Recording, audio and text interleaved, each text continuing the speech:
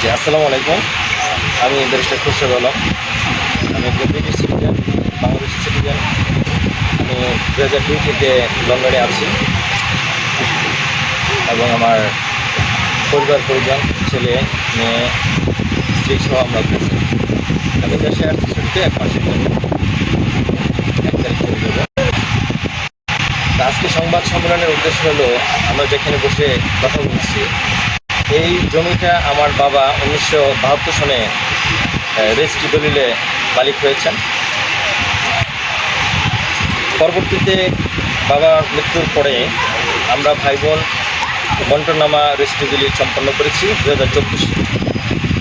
এই অংশটুকু আমার প্রায় 2014 আমার বাবা ক্রয় করছে 1972 সনের যে দলিল।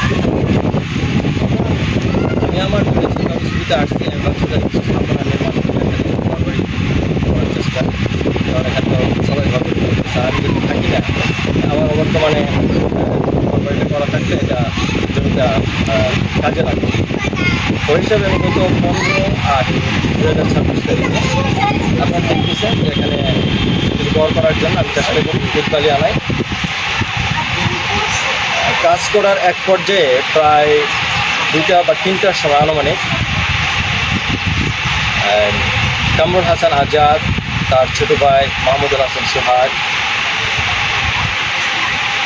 এবং তাদের আরও কিছু আত্মীয় স্বজন আছে সহ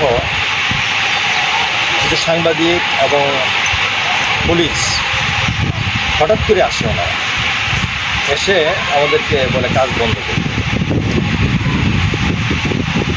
এই অবস্থায় আমি ওনাদের সাথে কথা বলি যে আপনারা আসছেন কিসের ভিত্তিতে আসছেন, কমপ্লেন আছে, কোন কমপ্লেন দেখা যেতে পারে না। এখন আপনার তো আমার জমিতে আমি কাজ করতেছি, এখন তো আমি অন্য কারো জমিতে যা কাজ করতেছি। পরবর্তীতে এই ঘটনার প্রেক্ষিতে এখানে যারা সাংবাদিক ছিল, যারা মূল ঘটনা বুঝতে পেরেছেন যে জমিটা আমাদের, গত 54 বছর ধরে আমরা জমিতে দখলে আছি, এই গাছপালা ফসল এগুলো আমাদের, অনেকে এখান থেকে চলে গেছে। বাট 2-1 জন, ওরা সাংবাদিক না, অপর সাংবাদিক আমি বলবো, সাংবাদিক নামের কলঙ্ক তারা, এগুলো জার্নাল যেটাকে বলি আমরা, তারা এই ঘটনার ভিত্তিতে একটা মিথ্যা এবং অপমানজনক সংবাদ পরিবেশন করেছে। সংবাদের শিরোনামটা এরকম যে জমি দখল করা হয়েছে, জোর করে জমি দখল। তো জোর করে জমি দখল তো তখনই হবে যখন জমির মালিকানা কারো না থাকে, সত্য না থাকে। সে যদি অন্য কোনো জমিতে আসে চেষ্টা করে, সেটা হলো জমি দখলের চেষ্টা। তা আমার জমিতে তো দলিল আমার 1972 সন থেকে আমার বাবা খারিজ করে গেছেন। আমরাও আরেকটা রেজিস্ট্রি করেছি 2024-এ, 2টা রেজিস্ট্রি আসে এই জমি নিয়ে খারিজ করা আছে এখানে, এবং আমরা বর্তমানে যেখানে বসে আছি এটা আমাদের জমি সেই 1972 সন থেকে। আমরা তো নিবিড়ভাবে এখানে আমরা বুক দখল করে আসতেছি। কামরুল হাসান আজাদ এবং সোহাগের বাবা জীবিত ছিল, আমার বাবা জীবিত ছিল। তাদের জীবদ্দশায় কোনোদিন তারা এই জমির ব্যাপারে কোনো দাবি দাওয়া করে নাই, কোনো কোর্টে মামলা করে নাই, কোনো থানায়ও তারা কোনো কমপ্লেন করে নাই। এবং যেই জমি, মূল জমি যেটা হস্তান্তর হয়েছে হাজী ইমান আলী সাহেব বিক্রি করেছেন, সেখানে কামরুল হাসান আজাদের বাবা ওই জমিতে একজন সাক্ষী ছিল।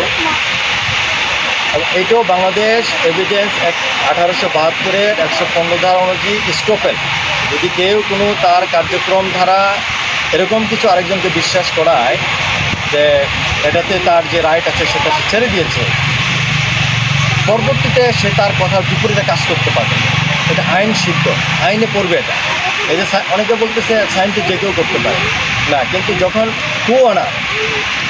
কুওনার যখন এরকম পৈতৃক ওয়ারিশদার যারা আছে তারা যদি কোনো জমিতে সাক্ষী হয়, তখন তার যে দাবি সে সেটা ছেড়ে দিয়েছে, এটা আইন দ্বারা। আমরা মালিক হলো 17 কখনো করে। আমার প্রথম প্রতিবাদটা হলো এই যে সংবাদ পরিবেশন করা হয়েছে, মিথ্যা সংবাদ, জোর দখলের চেষ্টা, এটা একটা অপসাংবাদিকতার আমি বলবো জ্বলন্ত উদাহরণ। এবং আমাকে কিন্তু সামাজিকভাবে প্রতিপন্ন করা হয়েছে। যেহেতু আমি একজন ব্যারিস্টার, ইউকেতে প্র্যাকটিস করি, বাংলাদেশ সুপ্রিম কোর্টেও আমি অ্যাডভোকেট, তা আমি মনে করি এর মধ্যে আমার সামাজিক যে সুনাম, অনেকে হয়তো বা বলবে যে কী ব্যাপার। তারপর সে তার আরও একটা সংবাদ জয়েন করেছে, একজন এমপির নাম তারা এখানে ইউজ করেছে, সেটাও এই এমপির এই সুনাম এবং তার বিরুদ্ধে একটা কুচক্র মহল আছে, তাকে সামাজিকভাবে এবং তার যেই পদবি আছে এমপি পোস্ট সেদিকে কলঙ্কিত করার জন্যে অপচেষ্টা, আমি বলবো অপচেষ্টা করা হয়েছে।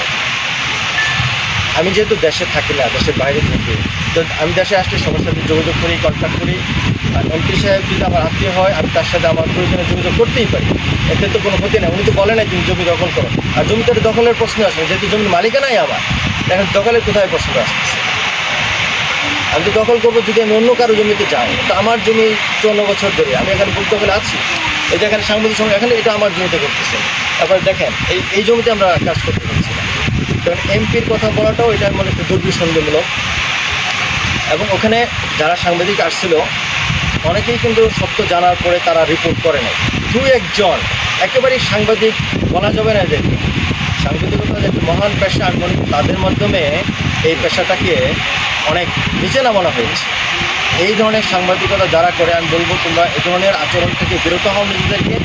এই ধরনের মিসইনফরমেশন, ডিসইনফরমেশন স্প্রেড করা বন্ধ করো। এটা সমাজের জন্য ক্ষতিকর, রাষ্ট্রের জন্য ক্ষতিকর, সাংবাদিকতা পেশার জন্য ক্ষতিকর। এদের জন্য কিন্তু এখন মানুষ সাংবাদিককে অনেকে বলে সাংঘাতিক।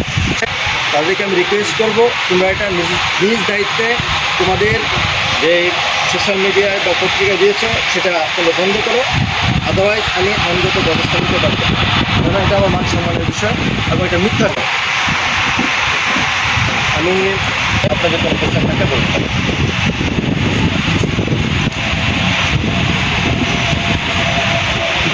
ছিল না, তার বাবাও হোটেলে ছিল না।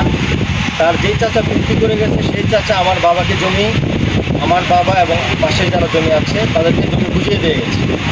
সেই থেকে আমরা জমি বুঝে বুদ্ধ ফেলে আছি। তারা কখনোই জমিতে আসে নাই। তার বাবা তার আরেক চাচা আছে, তারা কখনোই জমিতে আসে নাই, জমিতে কোনো দাবি দাওয়া করে না। যেহেতু তার বাবাই ওই দলিলে সাইন করেছে, আলটিমেট এইটাও একটা ল যে যেহেতু 1971 সালের 72 সালের জন্য পার্টিশনটা রেজিস্ট্রেশন বাধ্যতামূলক ছিল। 2004-এর রেজিস্ট্রেশন অ্যাক্টের মাধ্যমে কোনো ন্যায়সঙ্গত দাবি দেওয়া থাকে। আমার বাবা যেই দলিলের মাধ্যমে জমি গ্রহণ করেছে সেই দলিল তোমরা চ্যালেঞ্জ করো, আদালতের মাধ্যমে চ্যালেঞ্জ করো, পার্টিশন শুট করো। তোমাদের যদি কোনো লিগ্যাল রেমেডি থাকে লিগ্যাল ওয়েতে তোমরা আগাও। যদি তোমাদের এখানে অংশ তোমরা পাও, আমরা দিয়ে দেবো। আরেকটা বিষয় যেটা হলো যে আপনি বলছিলেন যে গণমাধ্যম বা সাংবাদিকদের বিষয়, এই প্রসঙ্গ নিয়ে ফেসবুক আর গণমাধ্যম কিন্তু এক বিষয় না। হ্যাঁ, এখন ফেসবুকের পোস্টগুলো কিন্তু আমার কাছে আমার আত্মীয় স্বজন যারা আছে সেটা ঠিক আছে, তারা মানে কোনো গণমাধ্যমে সংবাদ প্রকাশ হয়েছে কিনা এই ধরনের নজর আপনার আসছে কিনা? না, কোনো পত্রিকায় আসছে সেটা আমার জানা নেই। কিন্তু যিনি প্রকাশ করেছেন নিজেকে গণমাধ্যম কর্মী হিসেবে পরিচয় দেন, একজন আমার সাথে কথাও বলেছে ওই যে রমজান আলী খান নামে, সে নিজেকে সংবাদকর্মী হিসেবে পরিচয় দিয়েছে। আমি জিজ্ঞেস করছিলাম আপনি কোথাও সাংবাদিক, সে আমার মনে হয় না সেটি বক্তব্য দিতে পেরেছে। এবং তার যে অ্যাপিয়ারেন্স গেট আপ, সেটা আমার কাছে মনে হয় না যে উনি সাংবাদিক হিসাবে নিজেকে পরিচয় দেওয়ার কোনো যোগ্যতা উনি রাখেন। বাট তারপরে যেহেতু উনি সোশ্যাল মিডিয়ায় সেটা কন্টেন্টটা ক্রিয়েট করেছে এবং মানুষ অনেকে দেখেছে, আমি মনে করি অনেকে হয়তো বা যারা আমাকে না চিনে, যেহেতু আমি এলাকায় থাকি না, অনেকে বিশ্বাস করতেও পারে। একটা মিস ইনফরমেশনের সুযোগ আছে। সেজন্যই আজকে আমি এখানে সবাইকে একত্রিত করেছি, যাতে সত্য ঘটনাটা সবার কাছে যায়। আপনারা এই এলাকায় যারা আছেন তাদের বক্তব্য দিতে পারেন। আমাদের এই জমি যারা বর্তমানে চাষাবাদ করতেছে, সত্য প্রকাশের নিরপেক্ষ বাঙালি খবর।